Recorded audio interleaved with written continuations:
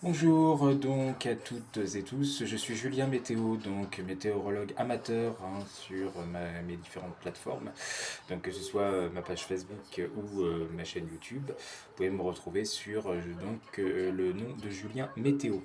Alors, eh bien écoutez, pour cette journée de samedi, les modèles sont plutôt en accord sur ce temps très perturbé, très instable qui domine.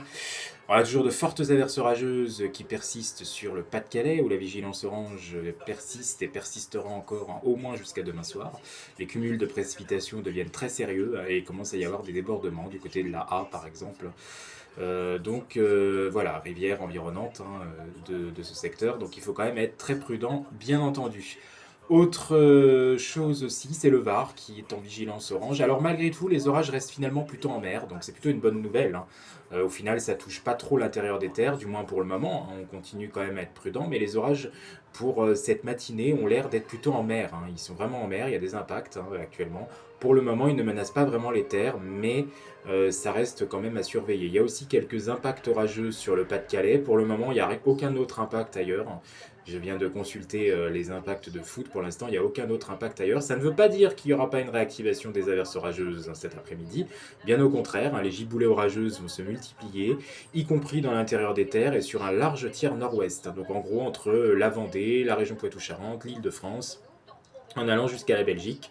On attend de très fortes averses à caractère souvent orageux qui commenceront à se mettre en place au fil de l'après-midi. C'est notamment entre la fin d'après-midi et la soirée que le risque s'annonce le plus soutenu, notamment en Île-de-France. Donc voilà, donc sur le Var, ça va se décaler vite vers les Alpes-Maritimes et ensuite ça va se décaler carrément vers l'Italie. Et pour demain dimanche, finalement, le coup de vent qui était annoncé sur le nord-ouest, qui pouvait être assez important d'ailleurs, finalement, il est sacrément revu à la baisse.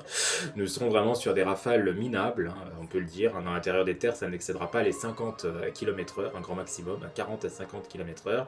Et près du littoral de la Manche, on sera quand même peut-être autour des 70 km/h. Alors il pourrait y avoir un renforcement un peu plus important éventuellement dans la nuit de dimanche à lundi, où là on pourrait peut-être monter sur les caps les plus exposés, entre 80 et 90, pourquoi pas isolément 100 km/h, mais enfin c'est pas encore certain non plus, hein.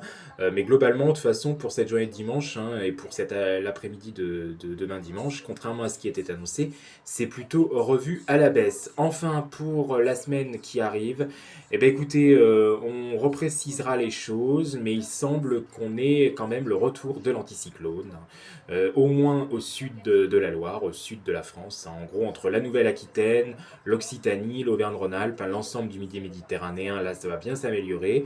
Il n'y aura donc pas de menace pour le moment nouvelle d'épisodes sévenols ou méditerranéens sur la Méditerranée, puisque pour le moment il n'y a pas de nouvelle goutte froide qui va transiter par le sud de la France. En revanche, au nord, on gardera toujours ce courant océanique qui concernera surtout l'Angleterre, les îles britanniques.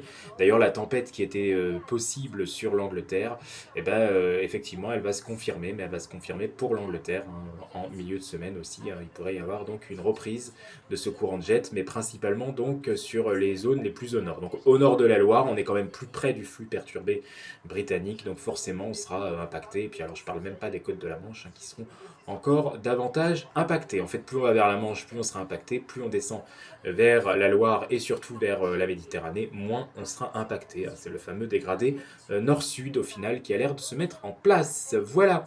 En attendant, je vous souhaite de passer un bon week-end à vous toutes et à vous tous.